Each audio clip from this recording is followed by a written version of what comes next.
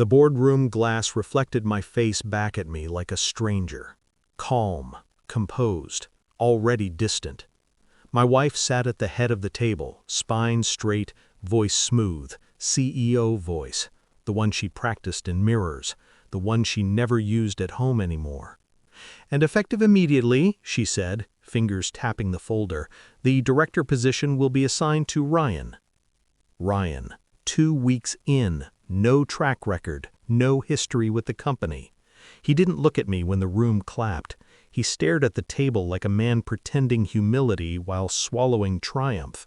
My chest didn't tighten. That was the part that scared me. I waited for anger, for confusion, for something human. Instead, there was only quiet calculation. My wife finally met my eyes, just for a second, long enough to check if I'd break, long enough to confirm I wouldn't. "Any questions?" she asked the room. I almost laughed, because I had only one, and I already knew the answer.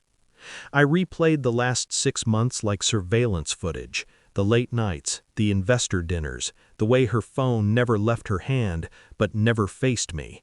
I'd thought it was ambition. I'd admired that once. At home, she spoke to me like an employee who'd overstayed his usefulness. Short sentences, polite detachment, strategic distance disguised as exhaustion. Ryan had appeared quietly, introduced as a consultant, then operation support, then suddenly essential. I watched them when they thought no one noticed, the way she leaned toward him, not sexually, strategically, the way he spoke before she finished her sentences, the way decisions aligned before discussions ended. This wasn't a mistake, it was a replacement.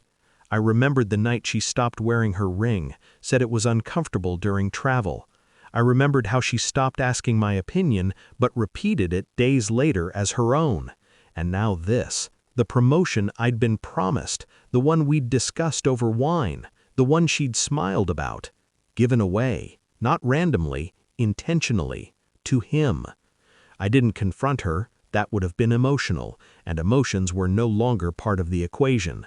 I observed, quietly. At work, I smiled, congratulated Ryan, even trained him when asked.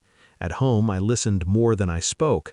I noticed patterns. Her phone buzzed only when she was in the shower. His Slack status mirrored her calendar. Their meetings never appeared on official logs.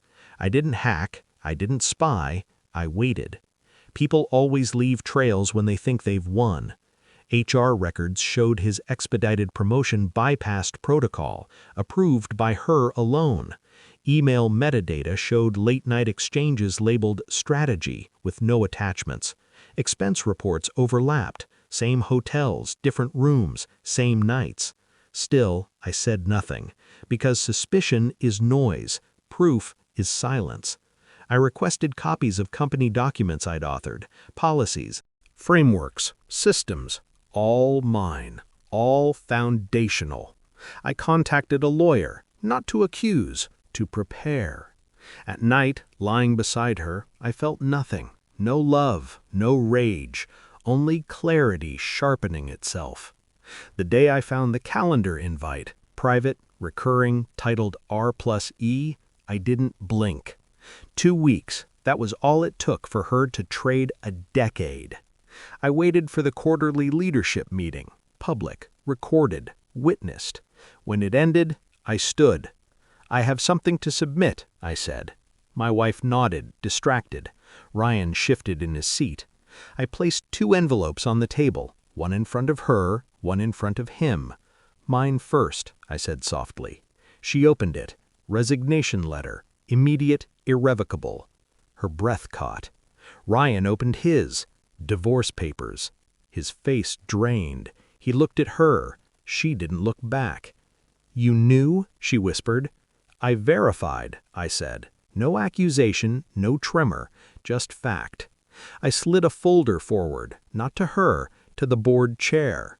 Conflict of interest documentation, HR violations, internal emails, expense overlaps, timeline. The room went very still. Ryan stood. "This isn't—" I finally looked at him, cold, calculated. "You've been here 14 days, I said. You think that makes you irreplaceable?" Silence answered for him. I didn't raise my voice, I didn't insult them.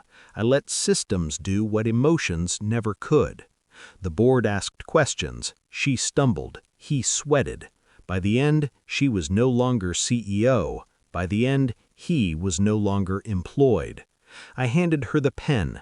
For the divorce, I said. Sign now or later, it doesn't change the outcome. Her hands shook. Mine didn't. You planned this, she said.